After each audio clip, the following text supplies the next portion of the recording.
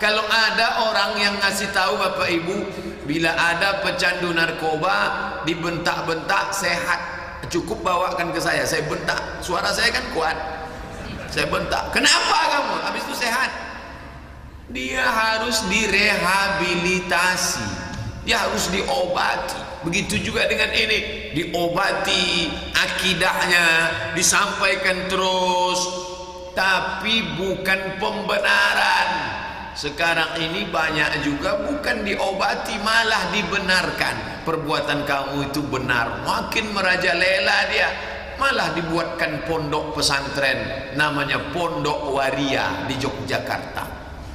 Pondok Waria, bahkan mereka sedang menyusun fikih. Kita di sini sibuk membahas fikih maqasid, fikih nikah, fikih ekonomi Islam. Mereka membahas fikih waria. Waria kalau mati gimana kain kapannya? Apa setengah-setengah? Ini luar biasa dunia ini sekarang. Oleh sebab itu, maka ustaz, penceramah, ketua masjid punya kepedulian generasi kita yang hijau-hijau ke depan, remaja masjid, karena mereka masuk lewat remaja. Kenapa masuknya lewat kampus? Karena remaja mudah dibentuk. Remaja-remaja dirusak. Ini tanggung jawab orang tua. Orang tua tak bisa hanya yang penting saya sudah rajin pengajian, yang penting saya sudah khatam Quran, yang penting saya sudah pergi umrah. Habis tidak. Bagaimana dengan anak kita? Bagaimana dengan keponakan kita? Bagaimana dengan saudara-saudari kita? Ini mesti dijelaskan, diselamatkan. Kalau tidak, maka azab Allah, na'udzubillah, azab mengundang azab datang. Ma yaf'alullahu bi'adzabikum, Allah tidak mengazab kamu in syakartum wa amantum, kalau kamu bersyukur dan beriman. Subuh ini kita menunjukkan syukur nikmat umur, solat subuh berjamaah, syukur nikmat sehat datang pengajian, syukur nikmat kaki langkah ke rumah Allah, syukur nikmat mata menengok yang baik-baik, syukur nikmat telinga mendengarkan tausiah. Tapi jangan lupa syukur nikmat anak, jaga dia dari segala macam bentuk penyakit mental.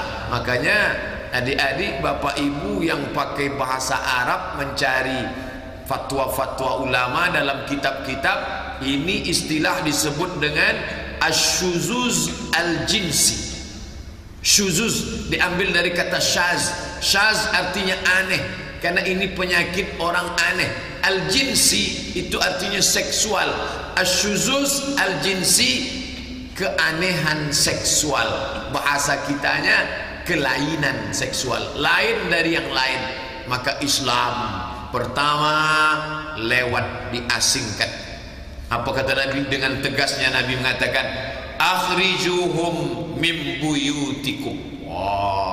Akhrijuhum, keluarkan mereka, min buyutikum, dari rumah kamu. Haram hukumnya serumah dengan orang yang terjangkit penyakit ini, karena Nabi mengatakan akhrijuhum min buyutikum. Ketika Nabi mengatakan ini, Umar bin Khattab mengeluarkan.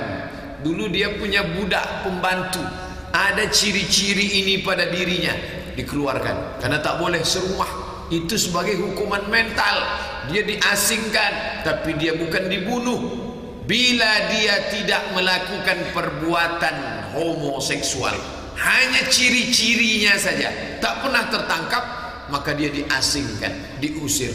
Tapi kalau sampai dia pernah melakukannya, inilah hadis yang tegas subuh ini. Man wajadtumuhu, siapa yang kamu dapati, ya'malu amala qaumi Lut, kalau dia melakukan perbuatan kaum Nabi Lut, faqtulul fa'il wal maf'ul, maka yang melakukannya dan korban yang dilakukan perbuatan tersebut, uqtulu, bunuh. Mungkin ada orang mengatakan ini tidak fair, Pak Ustaz.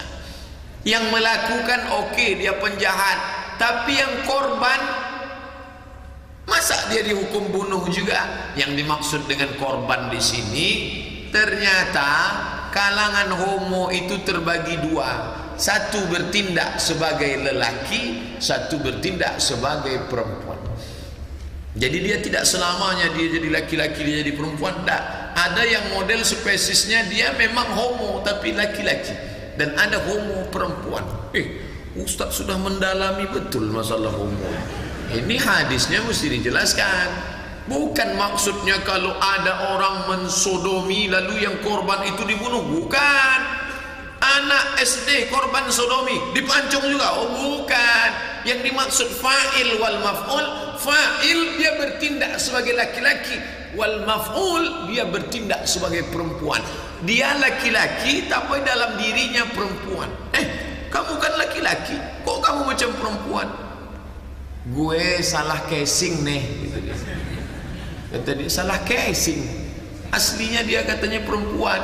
Lalu malaikat salah pasang, dimasukkan Tuhan dia ke dalam laki-laki. Menolak takdir Allah Subhanahu wa taala. Maka penyakit ini mesti diluruskan. Akidahnya dibawa mengaji, diluruskan. Kalau malu diketahui orang banyak, kajian khusus, sebutkan ancaman-ancaman. Bagaimana Rasulullah SAW dulu menyikapi ini.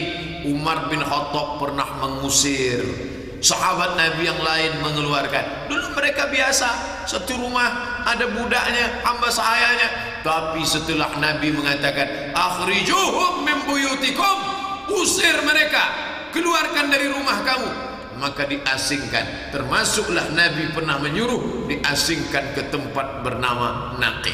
Bapak Ibu yang dimuliakan Allah Subhanahu wa taala, memang arus deras yang kita hadapi sekarang ini bukan arus biasa, bukan arus sungai, bukan ombak laut, tsunami.